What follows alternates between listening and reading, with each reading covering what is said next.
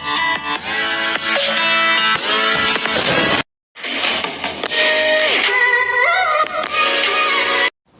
Student, good morning. कैसे हैं आप? मैं भूदेव शर्मा आपके लिए कारक प्रकरण पढ़ाने जा रहा हूं। हमने पिछले लेसन में पढ़ा था काल कारक और वाच्य के संदर्भ में संबंध कारक के बारे में, और संबंध कारक किसे कहते हैं, संबंध कारक के नियमों के बारे में कुछ पढ़ रहे थे। और अब संबंध कारक से संबंधित जो शेष नियम है उनको भी देखिए। हमने नियम नंबर ये पढ़ना है कि अधिकार के भाव को प्रकट करने के लिए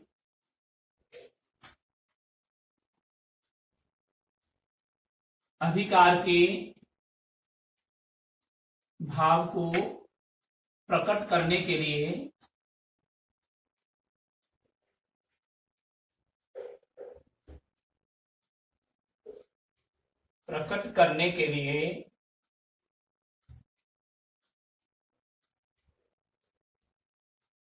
संबंध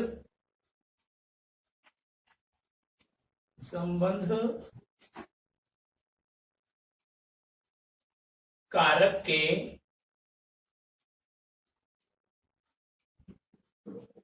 विभक्ति चिन्हों का प्रयोग किया जाता है।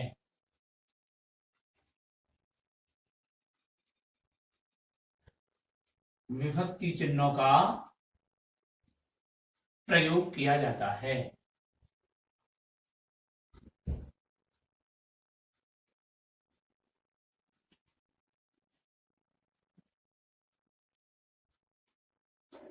अधिकार के भाव को प्रकट करने के लिए संबंध कारक के विभक्ति चिन्हों का प्रयोग किया जाता है। जैसे एग्जाम्पल देखिए, तुम्हारी पुस्तक बिल्कुल नई है।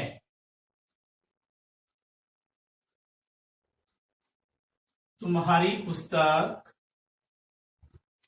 बिल्कुल नई है।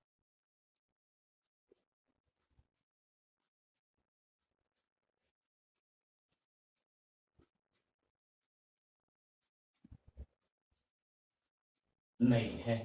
अब यहां पर अधिकार यानी रा रे रे का प्रयोग किया। तुम के साथ में पुस्तक का अधिकार था, अर्थात तुम जो सर्वनाम है उसका अधिकार पुस्तक पर था, इसलिए यहां पर संबंध कारक का कारक चिन्ह या विभक्ति चिन्ह का प्रयोग किया जाता है। जैसे उसका भवन या घर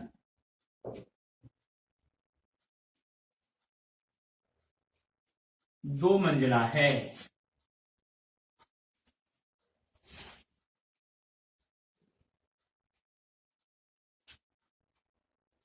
अगर ये लिखते हैं कि वह घर दो मंजिला है तो वह का संबंध कोई मतलब नहीं है, यहां उससे है। उस शब्द का अर्थ यानी सर्वनाम शब्द का अर्थ यहां पर भाव घर से है, यानी घर पर अधिकार है, इसलिए का कारक चिन्ह यहां पर प्रयुक्त हुआ है। जैसे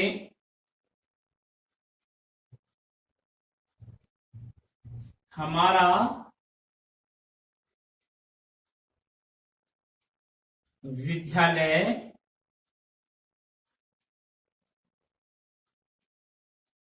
सर्वश्रेष्ठ है।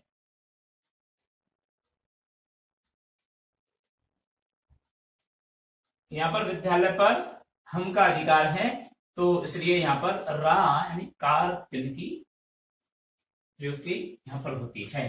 तो यहां पर हमारा विद्यालय सर्वश्रेष्ठ है, तो रा कारक चिन्ह, का कारक चिन्ह, री कारक चिन्ह, इस प्रकार से ये विभक्ति चिन्ह या कारक चिन्ह अधिकार के भाव को प्रकट करने के लिए यहां पर प्रयुक्त हो गए।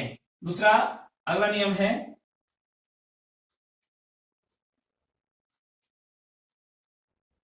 नियम नंबर नेक्स्ट, निर्माण के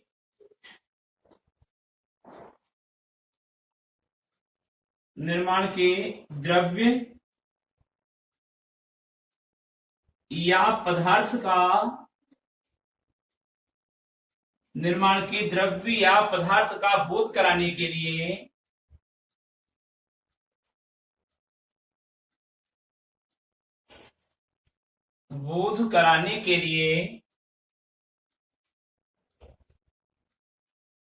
निर्माण के द्रव्य या पदार्थ का बोध कराने के लिए संबंध कारक का प्रयोग किया जाता है।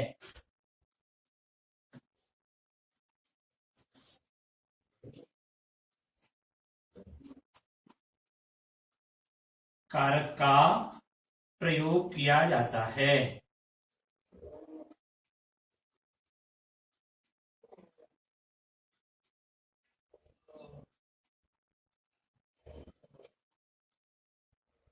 निर्माण के द्रव्य या पदार्थ का बोध कराने के लिए संबंध कारक का प्रयोग किया जाता है। यानी कि हमने भवन निर्माण के लिए जो द्रव्य का या पदार्थ का प्रयोग किया गया, पदार्थ और द्रव्य के लिए क्या किया, संबंध कारक का प्रयोग किया जाएगा। जैसे कोई भी निर्माण, भवन के निर्माण की बात नहीं है, कोई भी प्रोजेक्ट जो भी होता है उसके निर्माण के लिए, जैसे वह एग्जाम्पल देख लीजिए, वह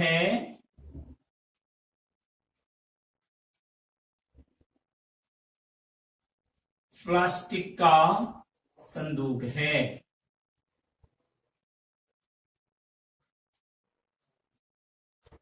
यहां जो वस्तु है वह किसकी बनी हुई है, उसका संबंध यहां पर किया गया है। तो यहां पर संबंध कारक का विभक्ति चिन्ह का प्रयोग हुआ है। ठीक है, दूसरा देखिए,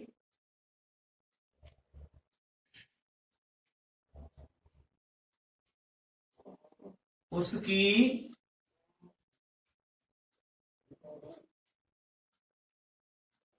साइकिल सोने की है।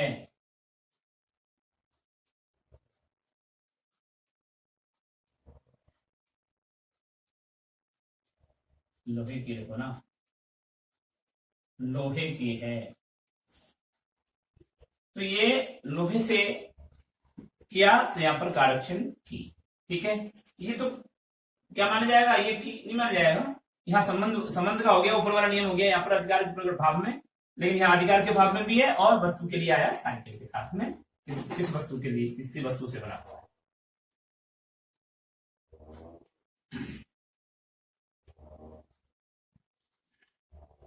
अगला वाला था, देख लीजिए, कांच की मूर्ति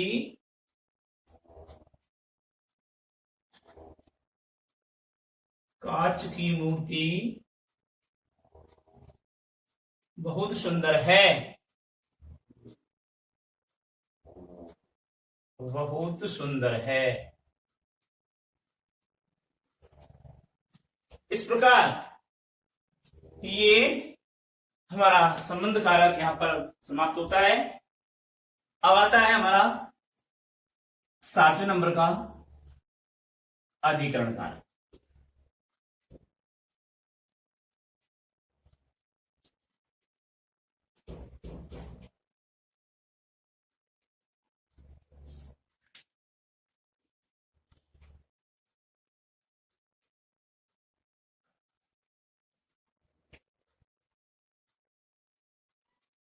अधिकरण कारक,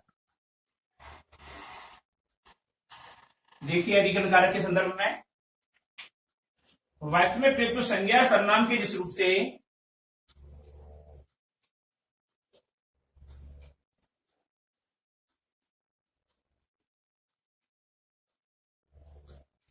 परिभाषा देखिए इसकी,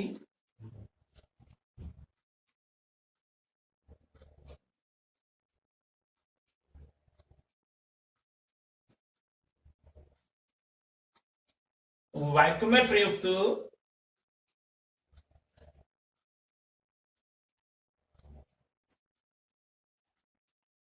संज्ञा सर्वनाम के जिस रूप से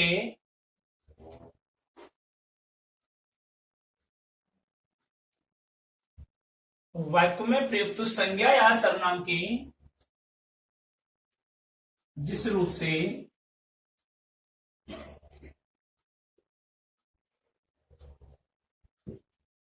क्रिया के आधार का बोध होता है। क्रिया के आधार का बोध होता है।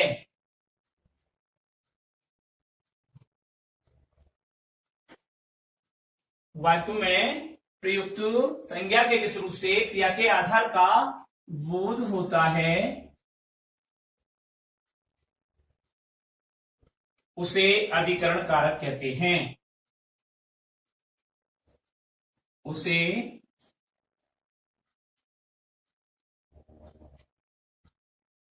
अधिकरण कारक कहते हैं।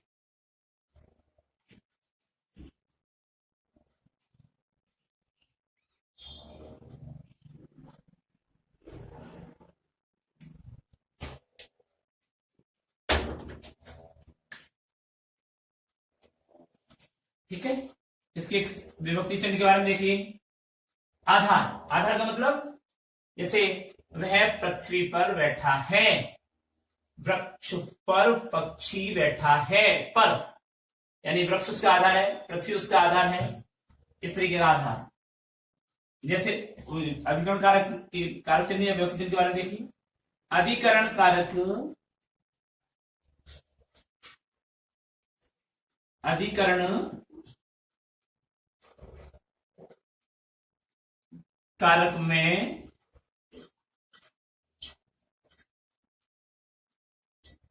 विभक्ति चिन्ह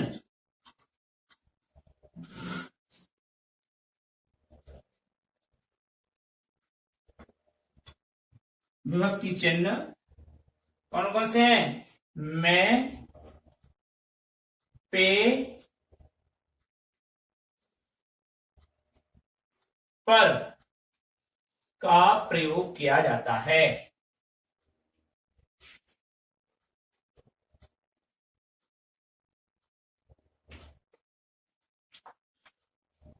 कहने का मतलब ये हुआ कि अधिकरण कारक के कारक चिन्ह में, पे, पर हैं।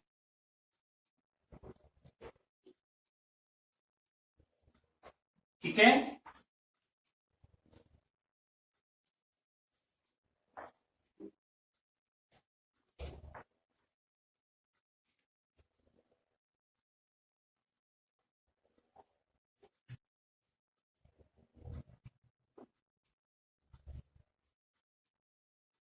मैं का अर्थ है अंदर या भीतर। अब एक एक को देख लीजिए।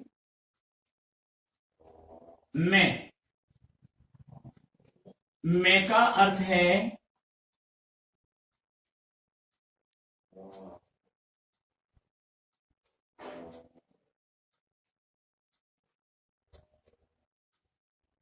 अंदर या भीतर।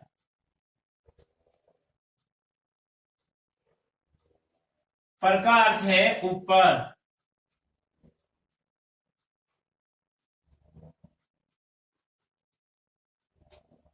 पर का अर्थ है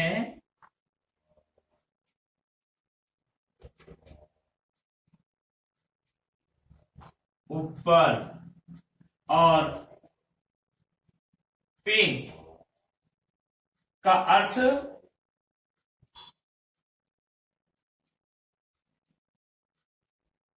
पे का अर्थ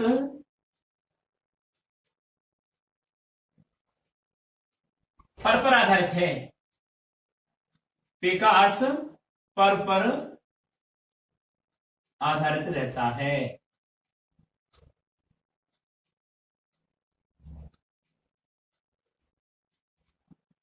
यानी इसका यही अर्थ निकलता है ऊपर। ठीक है, तो ये पर, ये ऊपर इसका अर्थ निकलता है, ये अंदर या भीतर इसका अर्थ निकलता है। ठीक है, जैसे नियम नंबर 1 या रूल्स 1, क्या अर्थकरण कारक के संदर्भ में क्या नियम बनता है वो देखिए। अब हम पहले मैं के बारे में बात करेंगे।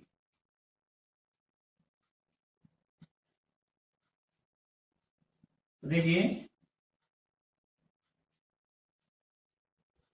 मैं विभक्ति चिन्ह का प्रयोग,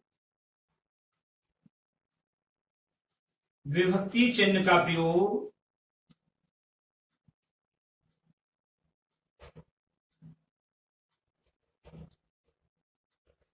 मैं विभक्ति चिन्ह का प्रयोग निम्नलिखित रूप में अनावश्यक होता है।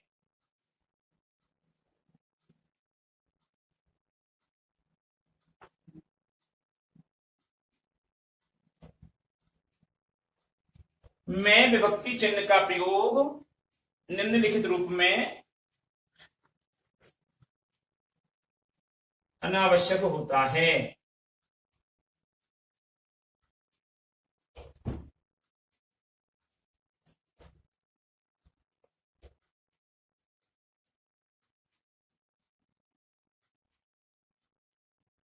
कैसे जी?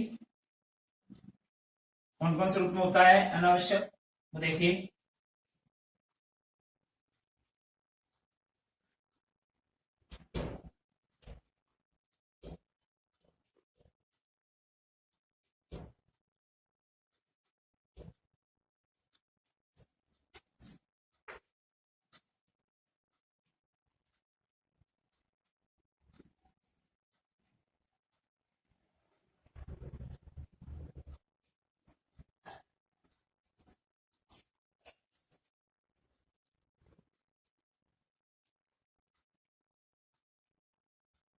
उद्यान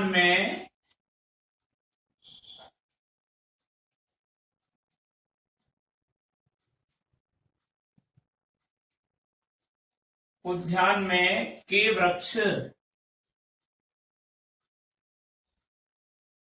और पौधे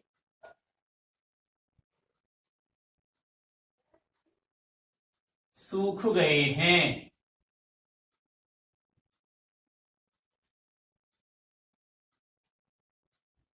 अब यहां पर मैं का प्रयोग नहीं होगा।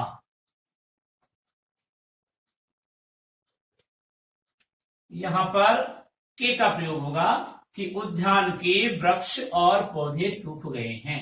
उद्यान में नहीं, उद्यान के, यानी उनका संबंध है वहां पर, इसलिए यहां पर मैं कारक चिन्ह का प्रयोग अनावश्यक है।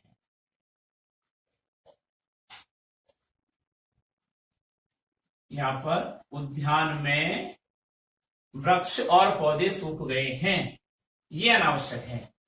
ठीक है, तो इसको हम सीधे रूप में कैसे लिख लेंगे? इसको लिखेंगे उद्यान में वृक्ष और पौधे सूख गए हैं। तो यहां पर मैं का अनावश्यक प्रयोग है।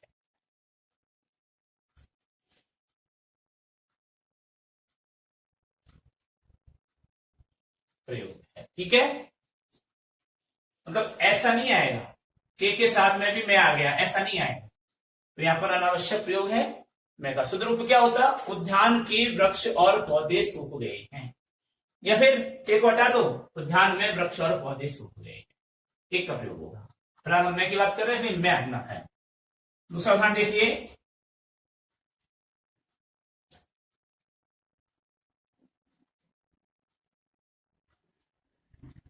घर में का भोजन शुद्ध होता है।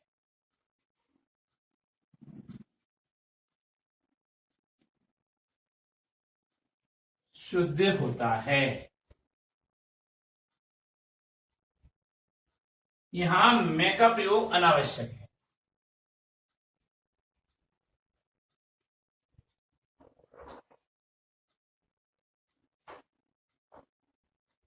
अनावश्यक है।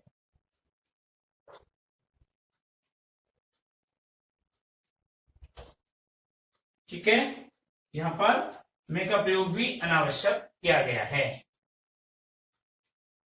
तो कहने का मतलब ये हुआ कि इन दोनों उदाहरणों में मैं का प्रयोग क्या है? अनावश्यक रूप से किया गया।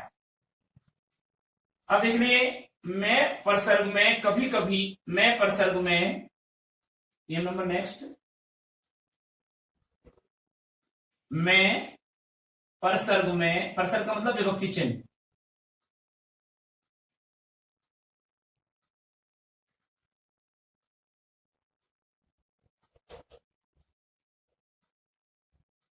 मैं परसर्ग में, यानी कि मैं विभक्ति चिन्ह में कभी कभी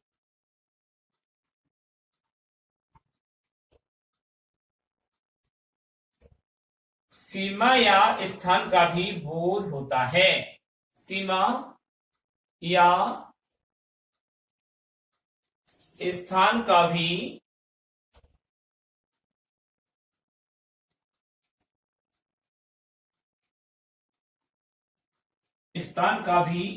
बोध होता है।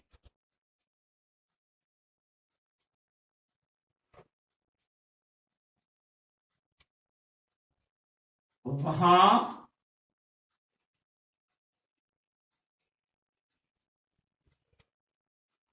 में का भीतर या वहां में का भीतर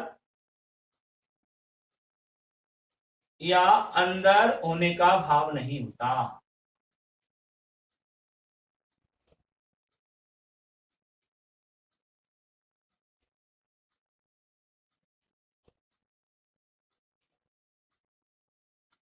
नहीं होता।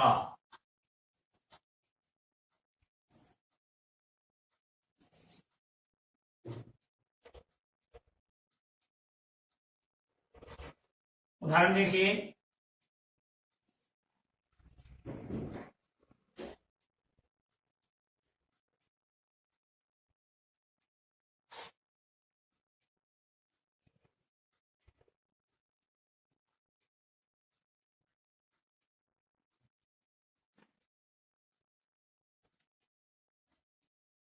एग्जाम्पल देखिए इसका। वह बाजार में है। वह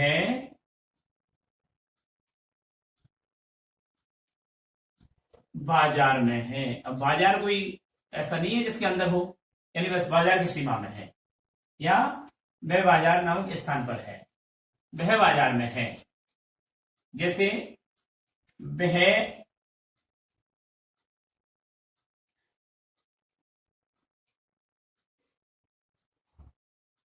मैदान में खेल रहा है।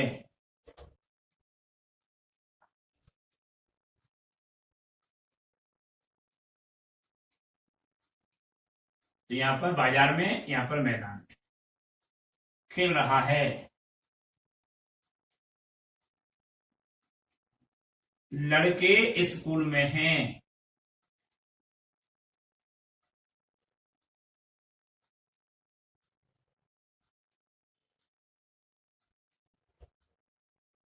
ये स्कूल शब्द अंग्रेजी का है, लेकिन विदेशी शब्दों के अंतर्गत हिंदी में हूबहू प्रयोग किया जाता है। शब्दों का भेद है ना, विदेशी, तत्सम, तद्भव, देशज, विदेशज, संकर, ये शब्दों के रूप हैं। तो लड़के स्कूल में हैं, तो यहां पर स्थान या सीमा के अंतर्गत यहां पर आता है। चिड़िया आकाश में उड़ रही हैं। चिड़िया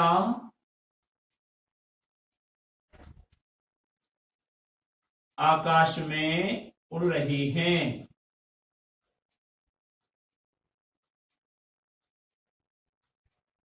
यहां भी आकाश के अंदर नहीं है, आकाश की सीमा पर उड़ रही हैं। तो यहां स्थान, स्थान, सीमा, तो इनका प्रयोग किया गया है। तो कभी कभी सीमा या स्थान का भी बोध करा देता है ये मैं है।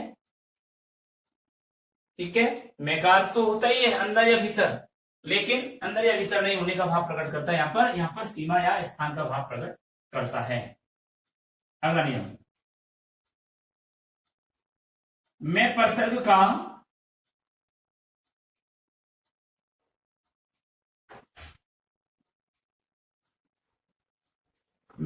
प्रसर्ग का या विभक्ति चिन्ह का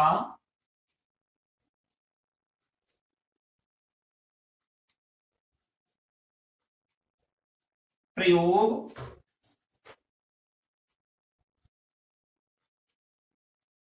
भाववाचक संज्ञाओं के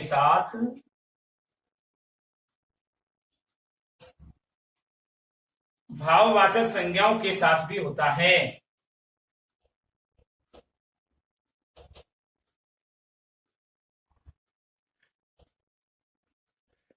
साथ भी होता है। तो क्या समझे, में विभक्ति चिन्ह का प्रयोग भाववाचक संज्ञाओं के साथ में किया जाता है। ठीक है, तो यहाँ पर देखिए कैसे में विभक्ति चिन्ह का प्रयोग कर रहे थे, हम भाववाचक संज्ञाओं के साथ भी प्रयोग कर रहे थे। इसके एग्जाम्पल देखिए, मेरा मित्र संकट में है, मेरा मित्र संकट में है, तो संकट भाववाचक है, संज्ञा है। दूसरा उदाहरण है, अरे भाई किस बाजार में डूब गए हो, ऊपर मिटा रहा हूं।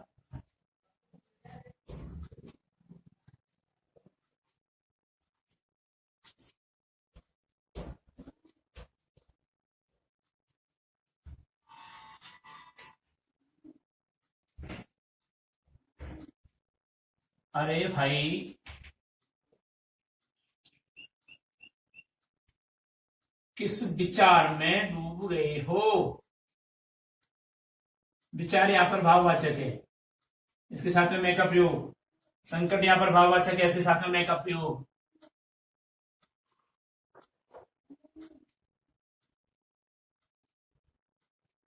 ठीक है, अब तो ये दो उदाहरण इसके, ये है विचार भाववाचक है, सोहन सोहन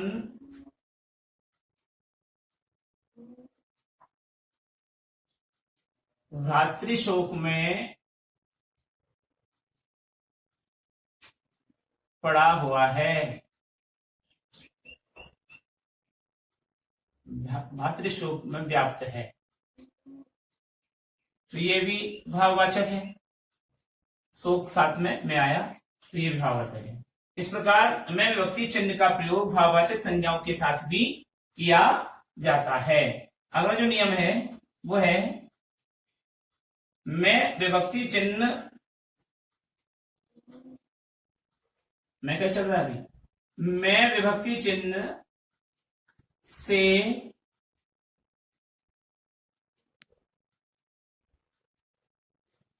समय का बोध भी कराया जाता है, समय का बोध भी कराया जाता है।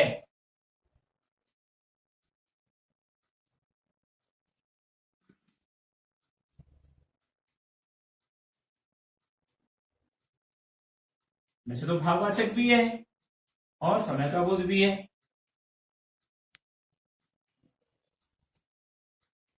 जैसे चोर रात में ही निकलते हैं,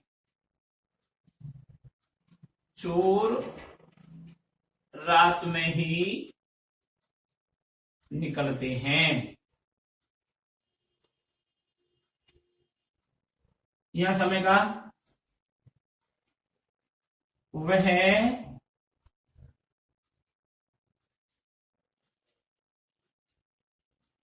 बचपन में, ये समय का भी है, ये भाववाचक भी है, वह बचपन में बहुत शैतान था।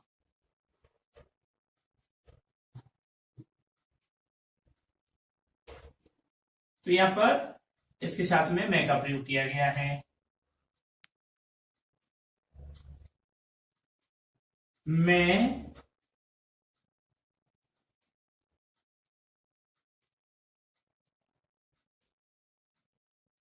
चार पांच बजे के बीच में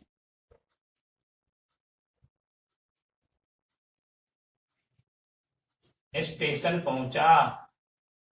यह टाइम ऑफ पीरियड है।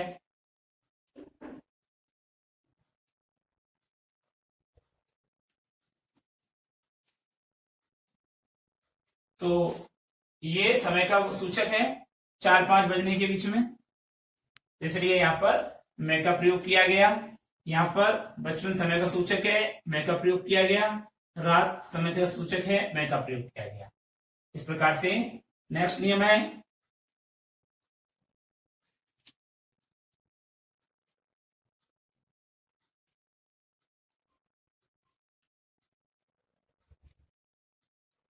मैं परसर्ग का प्रयोग या मैं विभक्ति चिन्ह का प्रयोग,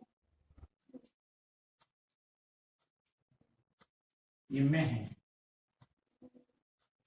मैं विभक्ति चिन्ह का प्रयोग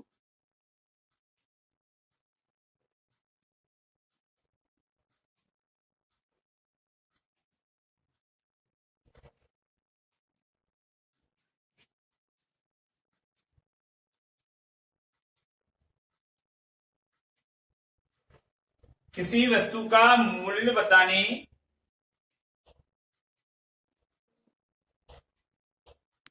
किसी वस्तु का मूल्य बताने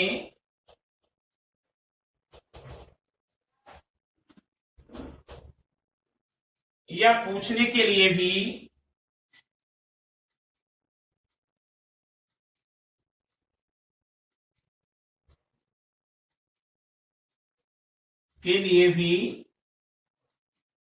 किया जाता है।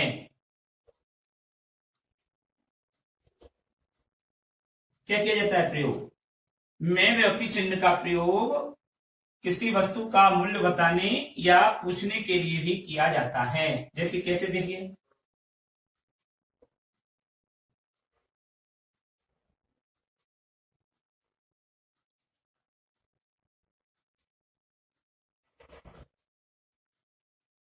उदाहरण देखिए,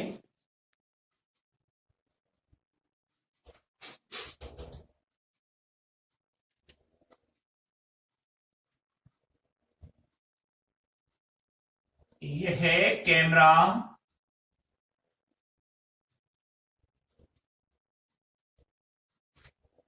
यह है कैमरा कितने में खरीदा है?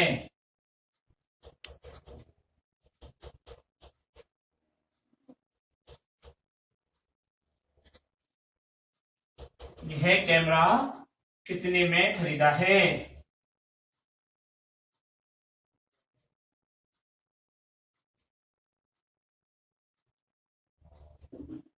आलू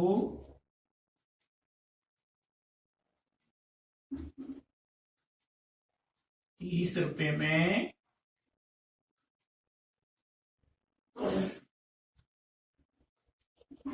1.5 किलोग्राम बिक रहा है।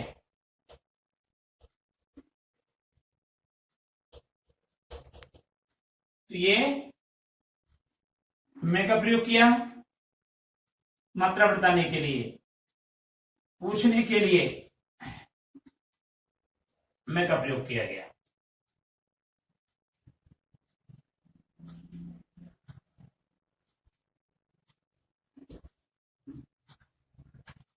और नेक्स्ट उदाहरण है, गुप्ता जी का मकान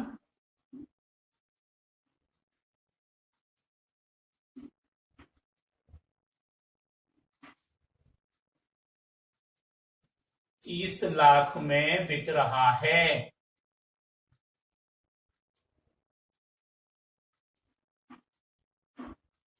यानी कि मात्रा किसकी पूछी जा रही है? कीमत, भाव, मूल्य।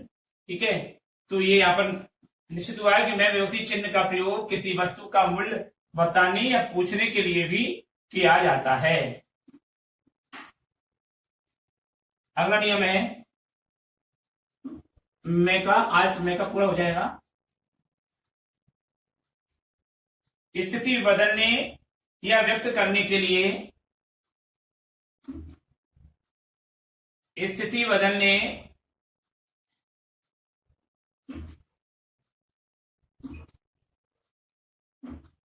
या व्यक्त करने के लिए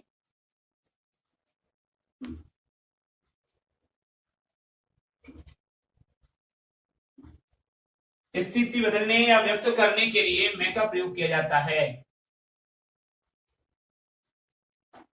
मैं विभक्ति चिन्ह का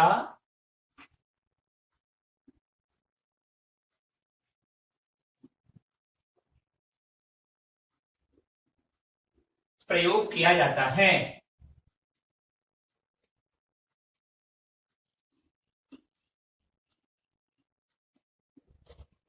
स्थिति बदलने या स्थिति को व्यक्त करने के लिए मैं विभक्ति चिन्ह का प्रयोग किया जाता है।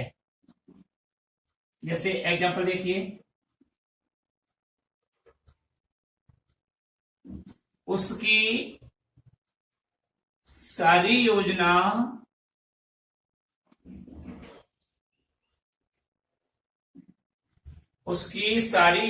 मिट्टी में मिल गई।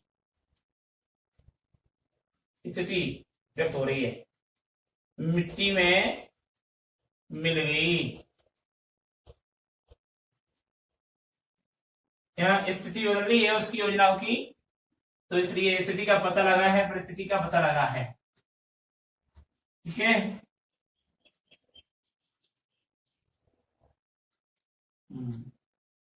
यह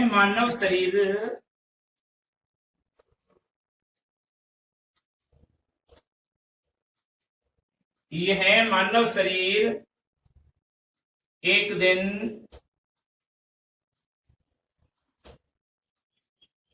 धूल में मिल जाना है।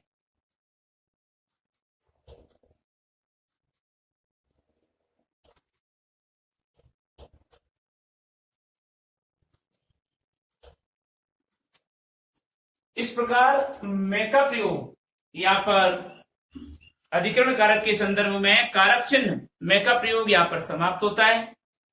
अगली वीडियो तक आपसे हम बता लेते हैं, और अगले वीडियो में पर और पे का प्रयोग कब और किस प्रकार से किया जाता है, यह बताएंगे।